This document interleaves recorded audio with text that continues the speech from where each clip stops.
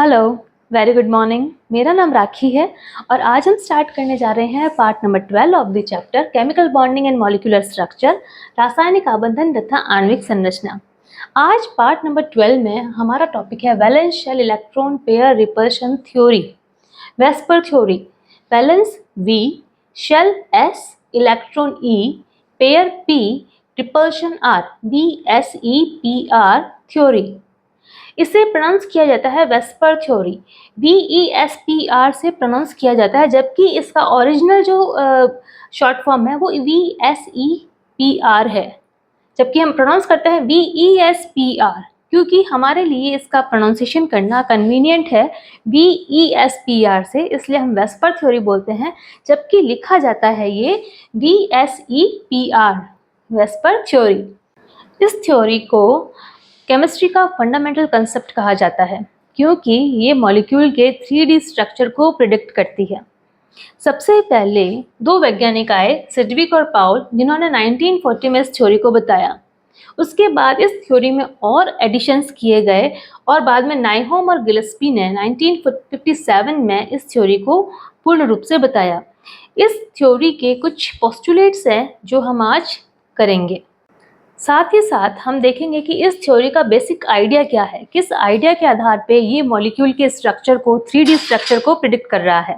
तो सबसे पहले valence shell electron pair repulsion theory, जैसे कि नाम से ही पता चल रहा है वैलेंस शेल किसका, किसी भी मॉलिक्यूल के जो सेंट्रल एटम है, जो लेस नेगेटिव एटम है, वो सेंट्रल एटम होता है। हम लुईस स्ट्रक्चर में पढ़ चुके हैं।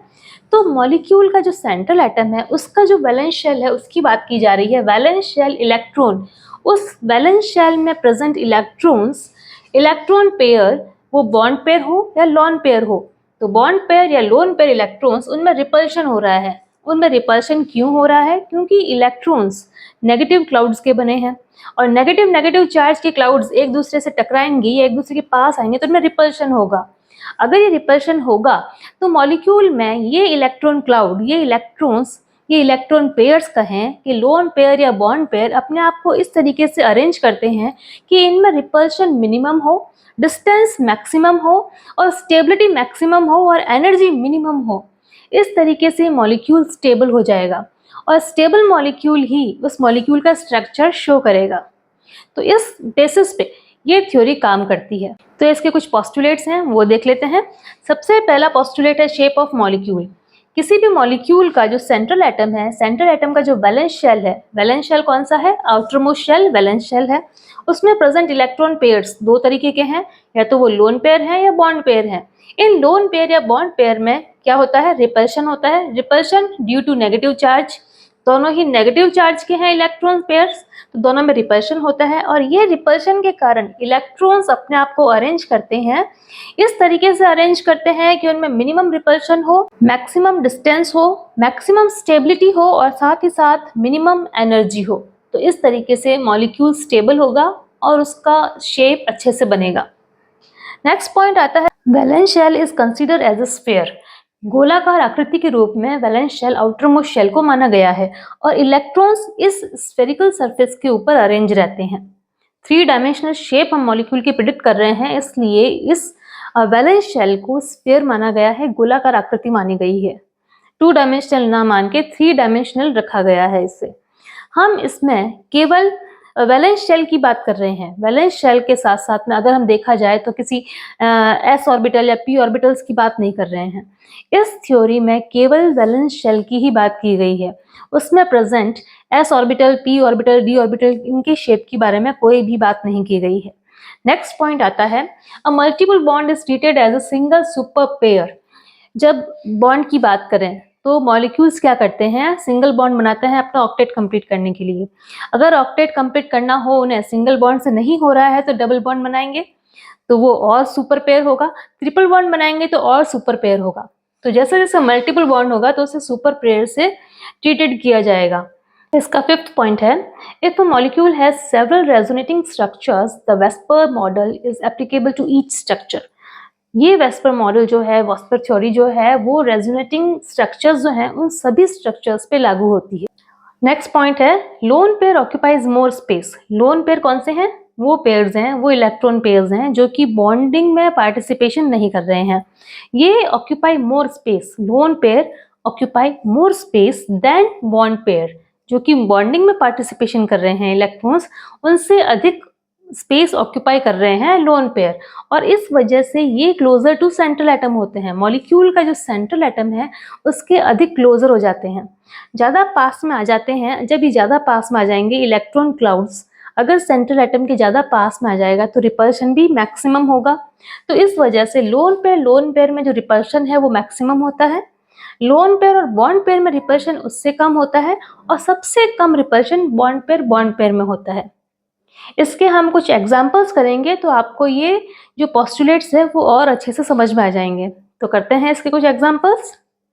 वेस्पर थ्योरी को और अच्छे से समझने के लिए कुछ ऐसे एग्जाम्पल्स देखेंगे हम पहले जिसमें केवल बॉन्ड पेयर हो, लोन पेयर ना हो। तो कुछ ऐसे एग्जाम्पल्स के लिए स्टार्ट करते हैं। सबसे पहले मॉलिक्यूल टाइप्स, AB2 जिसमें कि 2 बॉन्ड पेयर है, AB3 जिसमें 3 बॉन्ड पेयर है, AB4 जिसमें 4 बॉन्ड पेयर है, AB5 जिसमें 5 बॉन्ड पेयर है, और AB6 जिसमें 6 बॉन्ड पेयर्स हैं। तो कुछ ऐसे एग्जाम्पल्स हैं। इनके अरेंजमेंट ऑफ इलेक्ट्रॉन्स देखेंगे, इनका शेप क्या है, इनके एग्जाम्पल्स क्या है। सबसे पहले AB2 यानी A जो सेंट्रल एटम है इसके दोनों तरफ B2 यानी 2 बॉन्ड पेयर से 2 B जो है एटम्स जुड़े हैं। तो किस तरीके से अरेंजमेंट होगा, अगर हम ये मान के चलें कि हाँ ये कोई मॉलिक्यूल स्फीयर टाइप का है, स्फेरिकल शेप का है, तो स्फेरिकल शेप के सरफेस पे जब ये बॉन्ड पेयर के इलेक्ट्रॉन्स अरेंज होंगे तो ये शेप कैसा होगा। इस स्फीयर के जो सेंट्रल एटम में है, ये सेंट्रल एटम मॉलिक्यूल का सेंट्रल एटम माना जाएगा, बिल्कुल स्फीयर के सेंट्रल में। जैसे कि कोई फ्रूट हो, उसका बीचों बीच में जो सीड है वो है सेंट्रल एटम, और उसका जो सरफेस है, स्फीयर का जो सरफेस है उस पर ये बॉन्ड पेयर अरेंज है। तो इस तरीके से ये बॉन्ड पेयर एक दूसरे को रिपल्शन करते हैं क्योंकि ये नेगेटिव चार्ज के होते हैं।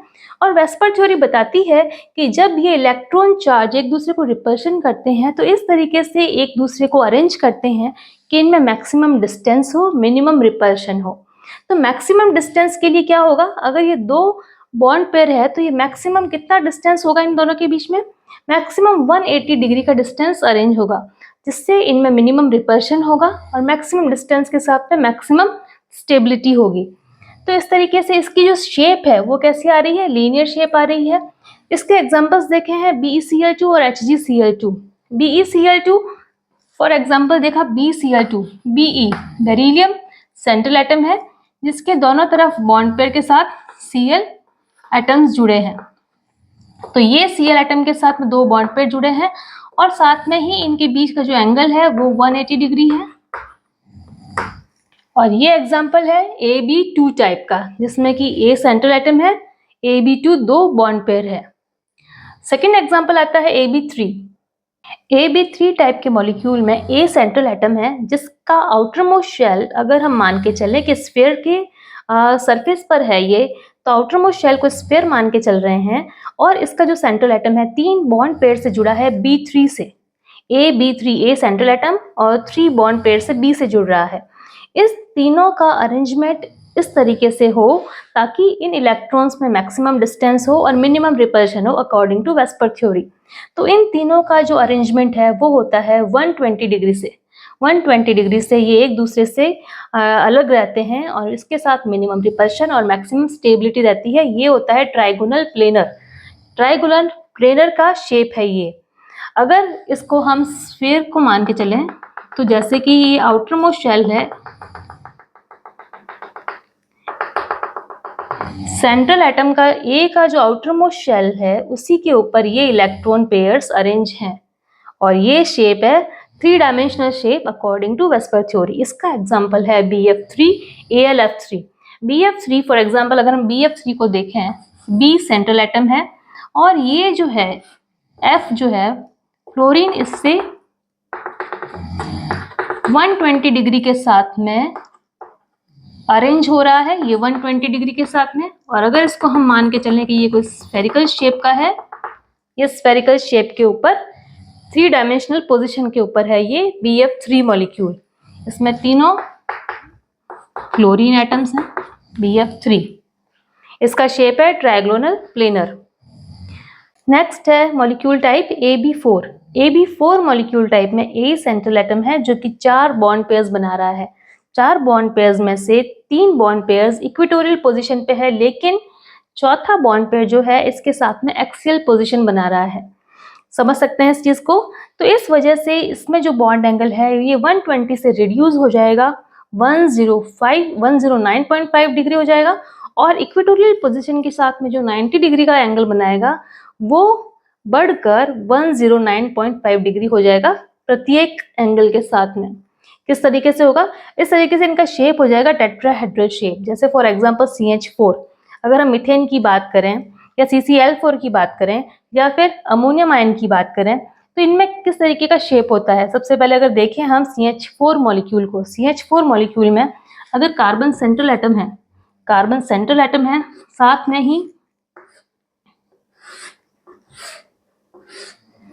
ये जुड़ रहा है 3 बॉन्ड पेयर के साथ में इक्वेटोरियल पोजीशन से। इक्वेटोरियल पोजीशन के साथ में ये 3 बॉन्ड पेयर के साथ में जुड़ गया है हाइड्रोजन एटम से। लेकिन चौथा जो बॉन्ड पेयर है, चौथा जो हाइड्रोजन है, वो यहाँ एक्सियल पोजीशन के साथ में जुड़ रहा है। इक्वेटोरियल पोजीशन के साथ में जो एंगल बनता है वो बनता है 120 डिग्री। हम जानते हैं, हमने यहाँ देखा है AB3 में इक्वेटोरियल पोजीशन के साथ में जो मॉलिक्यूल में एंगल बन रहा है वो 120 डिग्री का बन रहा है। लेकिन एक्सियल पोजीशन के साथ में इक्वेटोरियल पोजीशन के जो बॉन्ड पेयर्स हैं इनके साथ ये 90 डिग्री का एंगल बना रहा है। 90 डिग्री का एंगल बनाने का मतलब ये है कि ये जो 90 डिग्री के साथ में बॉन्ड पेयर को एक दूसरे को रिपल्शन कर रहे हैं। 90 डिग्री जो कि 120 डिग्री से कम है, और इस वजह से ये जो एक्सियल पोजीशन पे जो बॉन्ड पेयर है ये इक्वेटोरियल पोजीशन के बॉन्ड पेयर्स को पुश कर रहे हैं, रिपल्शन कर रहे हैं, और इस रिपल्शन के कारण ये जो एक्सियल पोजीशन का जो बॉन्ड पेयर है ये इक्वेटोरियल पोजीशन के बॉन्ड पेयर्स को रिड्यूस कर देगा। 120 डिग्री से कितना कर देगा? 109.5 डिग्री कर देगा, और इसका जो 90 डिग्री है ये भी बढ़कर 109.5 डिग्री हो जाएगा, और इस वजह से इसका जो शेप होगा वो टेट्राहेड्रल शेप हो जाएगा। समझ पा रहे हैं? क्योंकि सारे के सारे जो एक्सियल पोजीशन है, ये एक्सियल पोजीशन का जो एक बॉन्ड पेयर है वो इक्वेटोरियल पोजीशन के बॉन्ड पेयर्स को रिड्यूस कर रहा है, पुश कर रहा है, और इस रिपल्शन के कारण इसका जो शेप है टेट्राहेड्रल हो जाएगा, और इसका जो बॉन्ड एंगल है 109.5 डिग्री हो जाएगा। ये बहुत बार क्वेश्चंस पूछे जाते हैं कि इसका जो बॉन्ड एंगल है ये 120 से 109.5 डिग्री क्यों हो जाता है। ठीक है। नेक्स्ट मॉलिक्यूल टाइप है AB5, जिसमें कि A सेंट्रल एटम है जो कि 5 बॉन्ड बना रहा है, 5 बॉन्ड पेयर के साथ अरेंज हो रहा है। ये 3 डायमेंशनली पोजीशन के साथ अरेंज हो रहा है। और किस तरीके से हो रहा है? AB5 मॉलिक्यूल में क्या हो रहा है, जैसे कि हम फॉर एग्जांपल देखें PCl5, इसका जो शेप है ये देखिए, इक्वेटोरियल पोजीशन के साथ में 3 बॉन्ड पेयर जुड़ रहे हैं। इक्वेटोरियल पोजीशन के साथ 3 बॉन्ड पेयर जुड़ रहे हैं, जैसे कि ये जुड़ रहा है, लेकिन 2 बॉन्ड पेयर जो कि है अपवर्ड एक्सियल पोजीशन और एक बॉन्ड पेयर है जो डाउनवर्ड एक्सियल पोजीशन, दोनों के साथ जुड़ रहे हैं। इस तरीके से ये 5 बॉन्ड पेयर जुड़ रहे हैं। इसमें यहाँ देखिए PCl5 ये है ट्राइगोनल बाइपिरामिडल शेप हो रहा है। ये किस तरीके से हो रहा है? PCl5 को अगर एग्जाम्पल के हम तौर पे देखें, फॉस्फोरस जो कि सेंट्रल एटम है और साथ में ही इक्वेटोरियल पोजीशन के साथ में 3 क्लोरीन के साथ जुड़ रहा है। ये 3 बॉन्ड पेयर तो बना दिए हैं इसने, फॉस्फोरस ने इक्वेटोरियल पोजीशन के साथ में, लेकिन 2 एक्सियल पोजीशन के साथ में भी क्लोरीन के साथ जुड़ रहा है। तो इस तरीके से 2 एक्सियल पोजीशन के जो बॉन्ड पेयर्स हैं 90 डिग्री से अपवर्ड एंड डाउनवर्ड दोनों ही अपोजिट डायरेक्शन में रिपल्शन कर रहे हैं इक्वेटोरियल पोजीशन के जो बॉन्ड पेयर्स हैं उनको, लेकिन दोनों के दोनों इक्वल एनर्जी के साथ में रिपल्शन कर रहे हैं। इस वजह से ये जो सेंटर में पाए जाने वाले इक्वेटोरियल पोजीशन के जो बॉन्ड पेयर्स हैं इनमें कोई तरीके का रिडक्शन नहीं हो रहा है। तो सारे के सारे एंगल जो हैं, ये कौन कौन से एंगल हैं? जो एक्सियल पोजीशन के साथ जो बॉन्ड पेयर्स हैं वो 90 डिग्री में रहेंगे, और इक्वेटोरियल पोजीशन के जो बॉन्ड एंगल्स हैं वो 120 डिग्री रहेंगे। इनमें कोई तरीके का चेंजेस नहीं होगा। और इसका शेप कैसा होगा? लगभग इसका शेप ऐसा होगा कि एक पिरामिड ऊपर की तरफ है और एक पिरामिड नीचे की तरफ है। दो पिरामिड एक दूसरे से बेस के साथ जुड़ रहे हैं, यानी ट्रायगोनल बाय पिरामिडल। तो इसका शेप हो जाएगा trigonal bye pyramidal PCl5। Next है AB6 टाइप के मॉलिक्यूल। AB6 टाइप के जो मॉलिक्यूल है वो ऑक्टाहेड्रल शेप के होते हैं। AB6 यानी A सेंट्रल एटम है जो कि 6 बॉन्ड पेयर से जुड़ रहा है। इसका शेप टेट्राहेड्रल बाइपिरामिडल भी कह सकते हैं। इसको हम टेट्राहेड्रल बाइपिरामिडल या फिर ऑक्टाहेड्रल भी कह सकते हैं। जैसे कि फॉर एग्जांपल SF6 में सल्फर जो कि सेंट्रल एटम है, ये इक्वेटोरियल पोजीशन के साथ में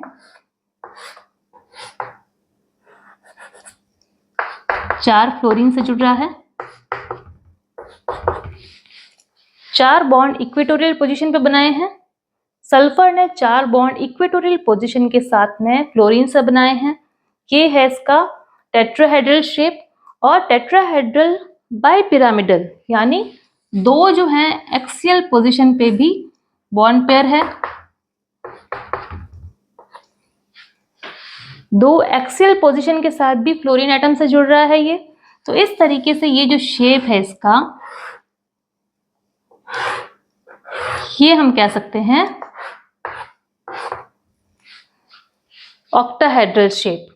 तो ये एग्जांपल है SF6 ऑक्टाहेड्रल शेप। क्योंकि मैक्सिमम डिस्टेंस लाना है, बॉन्ड पेयर्स में मैक्सिमम डिस्टेंस हो ताकि मिनिमम रिपल्शन हो। और इस ऑक्टाहेड्रल शेप में सभी बॉन्ड एंगल जो है वो 90 डिग्री होंगे। सभी के साथ में 90 डिग्री के साथ में ये बॉन्ड एंगल बनाएगा SF6 मॉलिक्यूल। तो इन एग्जांपल्स में हमने केवल देखा है कि मॉलिक्यूल ऐसे मॉलिक्यूल है जिसमें केवल और केवल बॉन्ड पेयर्स हैं, लोन पेयर नहीं है। अब हमें कुछ ऐसे मॉलिक्यूल्स देखने हैं जिनमें लोन पेयर हो। स्टार्ट करते हैं कुछ मॉलिक्यूल्स जिसमें कि बॉन्ड पेयर के साथ साथ में लोन पेयर भी है। सबसे पहले टाइप ऑफ मॉलिक्यूल में देखते हैं AB2E। AB2E में इसका मतलब ये है A सेंट्रल एटम के साथ में 2 बॉन्ड पेयर जुड़े हैं और E का मतलब है लोन पेयर, एक लोन पेयर से जुड़ा है।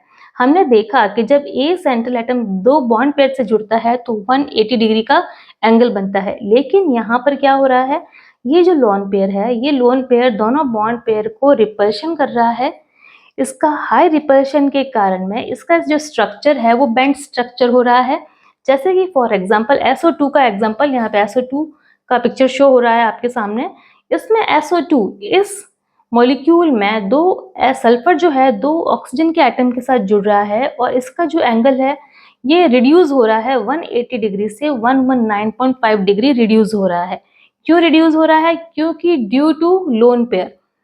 सल्फर पे प्रेजेंट लोन पेयर जो है ये बॉन्ड पेयर को रिड्यूस कर रहे हैं, रिपल्शन कर रहे हैं और इस कारण से बॉन्ड एंगल 180 से रिड्यूस होकर 119.5 डिग्री रह गया है। For example SO2 and ozone O3। Next आता है AB3E। AB3E का मतलब है 3 बॉन्ड पेयर और एक लोन पेयर। 3 बॉन्ड पेयर के साथ में A सेंट्रल एटम जब 3 बॉन्ड पेयर से जुड़ता है और एक लोन पेयर से जुड़ता है तो ये स्ट्रक्चर कहलाता है ट्राइगोनल पिरामिडल शेप। ये शेप लगभग वैसा ही है जैसा कि हमने पिछला देखा था कि मीथेन में 109.5 डिग्री का एंगल बन रहा है, लेकिन यहाँ पर 109 डिग्री का एंगल ना बन के ये एंगल 109.5 डिग्री से रिड्यूस होकर 107 डिग्री हो रहा है। इस एंगल का रिड्यूस किस कारण हो रहा है हम जानते हैं, ड्यू टू लोन पेयर। इस लोन पेयर की वजह से ये जो एंगल है रिड्यूस होकर 107 डिग्री रह गया है। ये है AB3E टाइप के मॉलिक्यूल्स। नेक्स्ट आता है AB2E2 मॉलिक्यूल जिसमें कि 2 बॉन्ड पेयर है और 2 लोन पेयर्स हैं। 2 bond pair and 2 lone pair A central atom के साथ में 2 बॉन्ड पेयर्स हैं एंड 2 लोन पेयर्स है। ये लोन पेयर एक एक्सियल पोजीशन पे है, एक इक्वेटोरियल पोजीशन पे है। ये दोनों ही लोन पेयर्स एक दूसरे को स्ट्रॉन्ग रिपल्शन करते हैं। एक दूसरे को स्ट्रॉन्ग रिपल्शन के कारण अगर ये एक दूसरे को स्ट्रॉन्ग रिपल्शन करेंगे साथ में ही ये जो बॉन्ड पेयर है इनके भी जो एंगल है वो श्रिंक हो जाएंगे। तो इस वजह से इसका स्ट्रक्चर बेंड स्ट्रक्चर आ जाएगा। जैसे कि H2O मॉलिक्यूल में 2 लोन पेयर की वजह से ये बॉन्ड पेयर्स श्रिंक हो जाएंगे, बेंड स्ट्रक्चर आ जाएगा और इसका जो एंगल है सेम वही है, 109.5 डिग्री से रिड्यूस होकर 104.5 डिग्री रह जाएगा। ये क्वेश्चंस हमेशा पूछे जाते हैं कि एंगल जो है वो चेंजेस क्यों हो रहे हैं, और सभी एंगल के चेंज होने का रीजन ही ये लोन पेयर है। नेक्स्ट आता है AB4E टाइप के मॉलिक्यूल। AB4E टाइप के मॉलिक्यूल में यहाँ हम सेंट्रल एटम देखेंगे और ये पोजीशन है, यहाँ देखेंगे आप कि ये जो लोन पेयर है ये इक्वेटोरियल पोजीशन पे लगा है, ना कि एक्सियल पोजीशन पे। क्योंकि एक्सियल पोजीशन के साथ में अगर लोन पेयर को लगाया जाता है तो 90 डिग्री के एंगल के साथ में वो सभी के सभी इक्वेटोरियल पोजीशन के जो बॉन्ड पेयर्स हैं उनको रिड्यूस करता है, उनको रिपल्शन करता है। लेकिन यहाँ पर जब हम लगाएंगे, यहाँ पे इक्वेटोरियल पोजीशन पे जब लोन पेयर लगाते हैं तो यहाँ से मैक्सिमम डिस्टेंस आ जाता है और इस वजह से ये इतना रिपल्शन नहीं कर पाता है और इसका जो स्ट्रक्चर हो जाता है वो सीसॉ का स्ट्रक्चर हो जाता है। सीसॉ का स्ट्रक्चर जैसे कि SF4 मॉलिक्यूल, SF4 मॉलिक्यूल में यहाँ इक्वेटोरियल पोजीशन पे लोन पेयर है और साथ में ही एक्सियल पोजीशन के साथ में बॉन्ड पेयर है। तो ये हम शेप देख सकते हैं जैसे कि SF4 में ये यहाँ पे वी शेप बन रहा है और साथ में ही ये लाइन स्ट्रक्चर हो रही है। तो ये जो वी शेप है, अगर मैं इसको ऐसे रखूंगी तो ये वी के साथ में ऊपर जस्ट इसको अगर मैंने ऐसे रख दिया और साथ में ही ये आ गया है तो ये जस्ट सीसॉ का स्ट्रक्चर बन जाता है। सीसॉ का स्ट्रक्चर यानी एक झूले टाइप का स्ट्रक्चर होता है जो बच्चे खेलते हैं, बहुत सारे गार्डन में लगे होते हैं सीसॉ के स्ट्रक्चर, तो वैसा स्ट्रक्चर SF4 का बन जाता है। तो ये है AB4E टाइप के मॉलिक्यूल। नेक्स्ट आता है AB3E2 टाइप के मॉलिक्यूल। इसमें सेंट्रल एटम A के साथ में 3 बॉन्ड पेयर जुड़ रहे हैं और साथ में ही 2 लोन पेयर अटैच हैं। तो ये लोन पेयर जो है ये इक्वेटोरियल पोजीशन पे है और इक्वेटोरियल पोजीशन पे होने के कारण में ये टी शेप का शो हो रहा है। टी शेप कैसा है, जैसे क्लोरीन ClF3 मॉलिक्यूल में Cl जो कि इक्वेटोरियल पोजीशन पे ये जुड़े हैं लोन पेयर और साथ में ही जुड़े हैं 2 एक्सियल पोजीशन पे फ्लोरीन और एक साथ में ही एक इक्वेटोरियल पोजीशन पे फ्लोरीन जुड़ा है। तो आप देख सकते हैं जस्ट लाइक टी शेप का ये दिखाई दे रहा है। तो ये टी शेप का स्ट्रक्चर है ताकि ये सिमेट्रिकल रहे।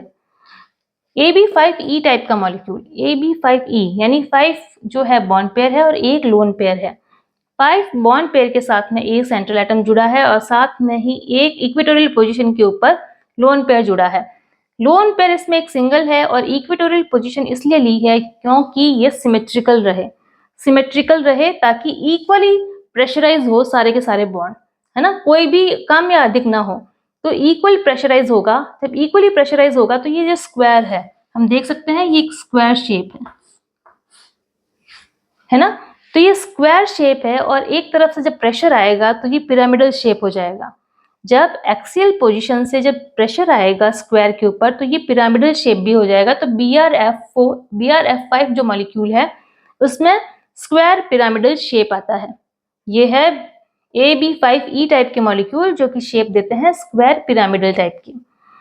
नेक्स्ट है AB4E2 टाइप के मॉलिक्यूल। AB4 यानी A के साथ, A सेंट्रल एटम के साथ में 4 बॉन्ड पेयर्स हैं और 2 लोन पेयर्स हैं। 2 लोन पेयर्स एक दूसरे को इस तरीके से अरेंज करते हैं ताकि उनमें मैक्सिमम डिस्टेंस हो, मिनिमम रिपल्शन हो।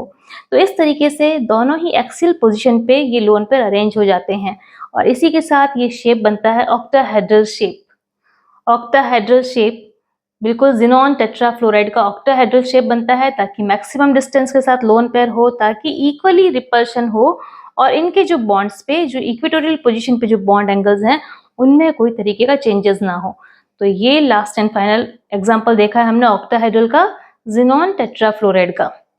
तो इस तरीके से आज हमने वेस्पर्ड थ्योरी को अच्छे से कंप्लीट किया है, जिसमें हमने देखा है कि लोन पेयर में रिपल्शन सबसे मैक्सिमम होता है, लोन पेयर बॉन्ड पेयर में उससे कम और बॉन्ड पेयर में सबसे कम रिपल्शन होता है। तो आई विश आपको अच्छे से समझ में आया होगा। नेक्स्ट पार्ट नंबर 13 में हमें करना है वैलेंस बॉन्ड थ्योरी, VBT। तो मिलते हैं बच्चों पार्ट नंबर 13 में। अगर आपको ये वीडियो हेल्पफुल लगा है तो प्लीज़ इसे लाइक करें, शेयर करें, सब्सक्राइब करें मेरे चैनल को। Thank you for watching. Thank you.